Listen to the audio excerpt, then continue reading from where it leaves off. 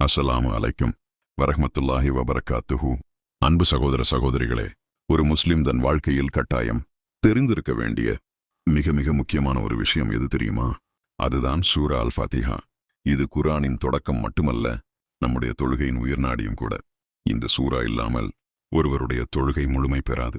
எனவே இந்த சூறாவை நாம் அனைவரும் பிழையின்றி ஓதவும் அதன் பொருளை உணர்ந்து கொள்ளவும் வேண்டியது அவசியம்.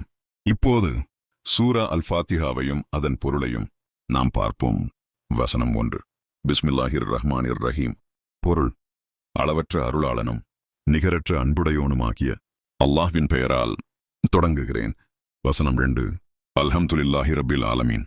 பொருள்: அனைத்து புகழும் அகிலங்கள் அனைத்தையும் படைத்து பராமரிக்கும் இறைவனுக்கே உரியது. வசனம் 3. அர் ரஹ்மானிர் ரஹீம். பொருள்: அவன் அளவற்ற அருளாளன், நிகரற்ற அன்புடையோன். வசனம் 4. மாலிகி யௌமித்தீன். பொருள்: அவன் தீர்ப்பு நாளின் அதிபதி ஆவான். வசனம் 5. ஈயாக நஃபுது வ ஈயாக நஸ்தீன்.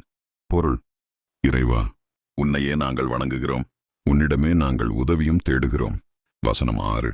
இஹ்தின ஸிராத்தல் முஸ்தகீம். பொருள்: எங்களுக்கு நீ நேரான வழியை காட்டுவாயாக.